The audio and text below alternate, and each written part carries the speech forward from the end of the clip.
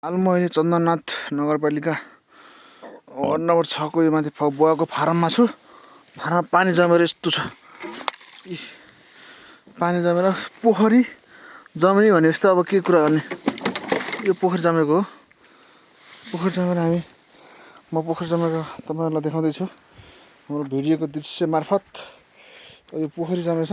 मैले फोटो लिएको अहिले भर्खर यो माथि सिसा हाम्रो 8-9 इन्चको सिसा भन्दा ठुलो छ है। पोखरी जमेर यस्तो छ। पोखरी जमेपछि कस्तो हुन्छ यस्तो हुन्छ। पोखरी जमेछ यहाँ।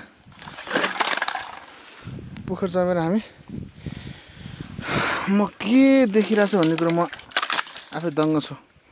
पोखरी जमेर यो म एउटा हातले मोबाइल चलाएको छु तर पानी यति चिसो छ कि पुरै नगरम। सायद अब सबैतिरबाट फुट्छ। त्यो चाहिँ राति चाहिँ 10-11 डिग्रीमा हुन्छ र माइनस। दिउँसोमा चाहिँ यस्तो छ। हामी दृश्यमा देखाइरहेछौँ। यस्तो छ पानीको अवस्था। हामी फारम हो। अब स्याउहरू सबै अहिले नाङ्गै छन्। बुवाको यो हामी कहिलेकाहीँ आएर खाने वनभोज अथवा खाना खाने ठाउँ धारा छ। बुवा हामीलाई बन्दोबस्त गर्दै हुन्छ। बुवा सिद्धिसक्यो बुवा, हाम्रो बन्दोबस्त छ बाँकी छ बुवा? हाम्रो सामानहरू भित्रबाट हाम्रो यो बन्दोबस्त हो। कहिलेकाहीँ आएर हामीले खाने हाम्रो बन्दोबस्त यस्तो छ। कहिलेकाहीँ सुत्ने ठाउँ पनि छ हाम्रो। तर बुवामा चाहिँ हाम्रो मजा छ।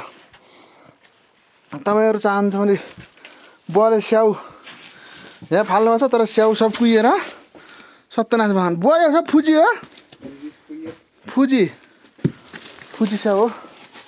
कुहिएर यहाँ सिद्धे छ। हामी सुत्ने ठाउँ यहाँ माथि हो। यहाँ अब हामी भइगयो होला नि बुवा। पकाउनतिर लागिरहेको हामी बुवा र म। हामीले ओर्ने कपडा आउने नि होइन। अब हामी ठाउँ अनुसार परिवेश अनुसार बन्दोबस्त व्यवस्था गर्छौँ। अहिलेको बन्दोबस्त यस्तो छ। ल अब यहाँ स्याउ पुरै यो फुजी स्याउ हो। यो लोकल होइन, पुरै 2-4 त लोकल होला।